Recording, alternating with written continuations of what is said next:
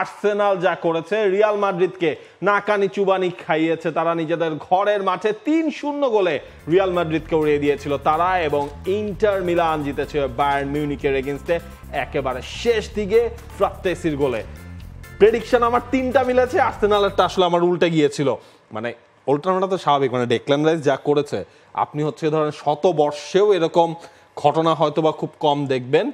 একজন footballer double free kick থেকে গোল করলেন এবং ফ্রিকিক দুইটা আসলে যেইভাবে টার্ন করেছে। হ্যাঁ, রিয়াল মাদ্রিদের আমার মনে হয়েছে আপনার প্রথমটার ক্ষেত্রে সেখানে হচ্ছে গিয়ে সেট পিস ডিফেন্ডিং এ একটু প্রবলেম ছিল, ফেদে ভালভার্দের পজিশন নিয়ে আমার একটু মানে মনে হয়েছে যে এইভাবে কি করলেন, বাট ওভারঅল আর্সেনাল মানে পুরো হ্যাটস অফ তাদের। আর্সেনালের সমর্থকদের কাছে আমি ক্ষমা প্রার্থী, আগে থেকেই বলে রাখছি, যদিও আমি আমার সেমিফাইনালের প্রেডিকশন থেকে এখনো সরছি না, কিন্তু আর্সেনাল যেই পারফরমেন্স উপহার দিয়েছে সেটা it's once in a life time performance.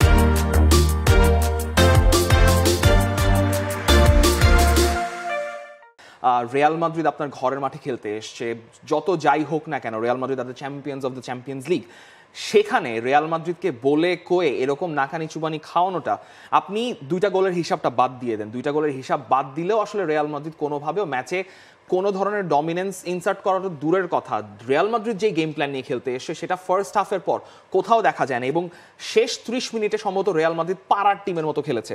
এটা মানে যে এটা কার্লো আনচেলত্তিও নিজেও স্বীকার করেছেন, এবং এখন যেটা মনে হচ্ছে যখন এমবাপে, বেলিংহাম, ভিনিসিউস মাঠ ছেড়েছেন, টিম বাসের দিকে গিয়েছেন, সব সাংবাদিকই মোটামুটি একই প্রশ্ন করেছেন যে ভাই কামব্যাক কি, ভাই আপনারা পারবেন কিনা? বলছি কামব্যাক পসিবল, সেটা সবাই জানেন যে কামব্যাক হয়তো পসিবল, কারণ ভলসবুর্গের কথা বলেন, পিএসজির কথা বলেন, ম্যানচেস্টার সিটির কথা বলেন, এর আগেও রিয়াল মাদ্রিদ এই কাজগুলো করে দেখিয়েছে, কিন্তু এখন এনভায়রনমেন্টটা একটু লাগছে যে একটু একটা বলে না কেমন জানি একটু ভাষা অবস্থা তাল কেটে গেছে এমন একটা অবস্থা আসলে রিয়াল মাদ্রিদের ক্ষেত্রে মনে হচ্ছে। হ্যাঁ, লুকাস ভাস্কেজ আপনার ম্যাচের পর বলেছেন যে আমরা সান্তিয়াগো বার্নাবিউতে কামব্যাক করব, যখন হচ্ছে মিক্স জোন দিয়ে রড্রিগো, ভিনিসিয়াসরা যাচ্ছেন তখনও তারা ওই বিশ্বাসটা রাখছেন। আসলে ওই রিয়াল মাদ্রিদের এখন মেইন জিনিসটা হচ্ছে ওই বিশ্বাসটার উপরেই ভর করে তাদের পারফরমেন্সটা করতে হবে, এবং মানে সান্তিয়াগো বার্নাবিউতে আমার মনে হয় এইবার 3-0 গোলে পিছিয়ে থাকাটা অনেক বড় একটা ডিফারেন্স আসলেই হয়ে যাবে।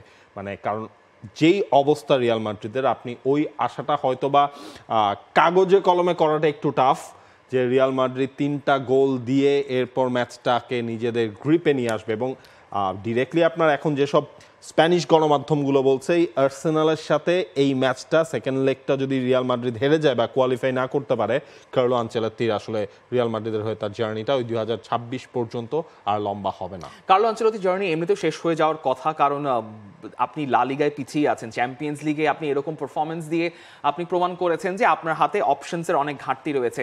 এই কথাও চাওয়ার হচ্ছে যে ম্যাচে ইনস্ট্রাকশনস প্লেয়াররাও মানছেন না, কার্লো আনচেলত্তিও তার মানে ওই শিয়ার প্রাওয়েসটা একটু কম মনে হচ্ছে। কথা হচ্ছে একটা জিনিস খুবই প্রপার, আর রিয়াল মাদ্রিদের একটা জায়গায় শক্তি সবসময় থাকবে, সেটা হচ্ছে রিয়াল মাদ্রিদের আক্রমণ, যে কোনো জায়গায় তারা আক্রমণ করতে পারে, স্পেস খুঁজে পেলে, প্লেয়ার মার্কিং খুঁজে পেলে এমবাপে ক্যান বি লিথাল। ভিনিসিউসের খারাপ সময় যাচ্ছে, Vinicius has to step up, কিন্তু যে জায়গায় রিয়াল মাদ্রিদের ঘাটতি অনেক বেশি সেট পিস ডিফেন্ডিংয়ের ক্ষেত্রে, বা আপনাকে টিম গেম খেলতে হবে কিছু কিছু জায়গায়, সেই জায়গাগুলোতে আর্সেনাল অনেক বেশি শক্তিশালী। যেটা বললাম যে ধরেন আর্সেনাল চাইলেই কোনো একটা সেট পিস থেকে গোল বের করে আনতে পারতো, থিবো কোর্তোয়া যদি সেখানে না বাঁচিয়ে দিতেন, থিবো কোর্তোয়া ওয়াজ মানে যে কারণে এখনো রিয়াল মাদ্রিদ টাইতে বেঁচে আছে সেটা হচ্ছে থিবো কোর্তোয়ার কারণে। কামাভিঙ্গার রেড কার্ড একটা বড় সমস্যা।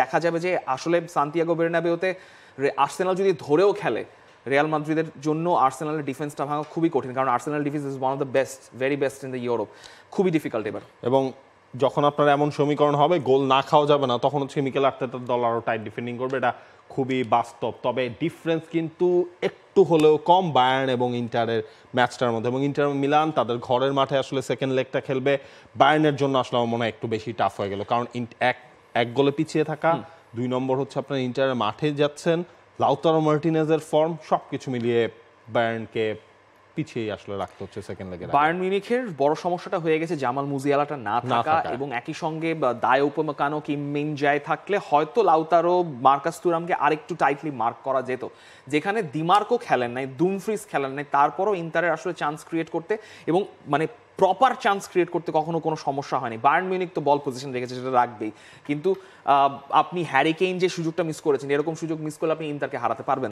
না। এমনিতেই ইন্টার মাত্র কনসিড করেছে 3টা গোল, আপনি খেলবেন সান সিরোতে গিয়ে। আই থিঙ্ক বায়ার্ন মিউনিখের জন্য জার্নিটা এখানেই শেষ, এবং আমি আমার বোল্ড প্রেডিকশনের ডিকশনারি থেকে আবারও বলছি যে Inter are the favourites to win the Champions League this time. PSG বার্সেলোনাকে আমি একটু পিছিয়েই রাখলাম, কিন্তু পিএসজি বার্সেলোনা যে কোনো একটা টিম হতেই পারে। রিয়াল মাদ্রিদ এখন একটু কন্টেনশনের নিচেই ডাকতে হচ্ছে। ইন্টারের পক্ষে বার্সেলোনাকেও ঠিকিয়ে দেওয়া পসিবল। ইন্টারের যেই টিম ফিলসফি যেভাবে তারা খেলছে, এবং যদি ইন্টার উঠে যায় তবে বার্সেলোনা ইন্টারের ম্যাচটা, যদি মানে বার্সেলোনাকে এখন উঠেই দিতে পারি আমরা, বার্সেলোনা ইন্টারের ম্যাচটা would be the match of the Champions League, ফাইনালের আগে ফাইনাল।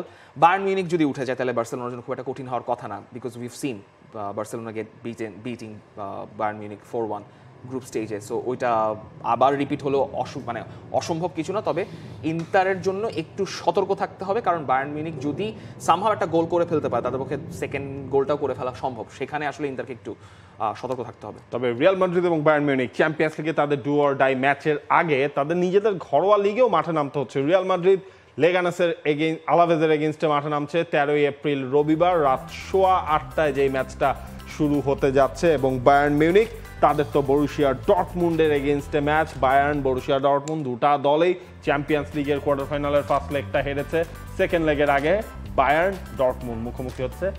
বায়ার্ন মিউনিখের ঘরের মাঠ, সেটা অবশ্য একদিন আগে রিয়াল মাদ্রিদের ম্যাচের চেয়ে রাত 10:30। For more updates, subscribe to our YouTube channel and click on the bell icon.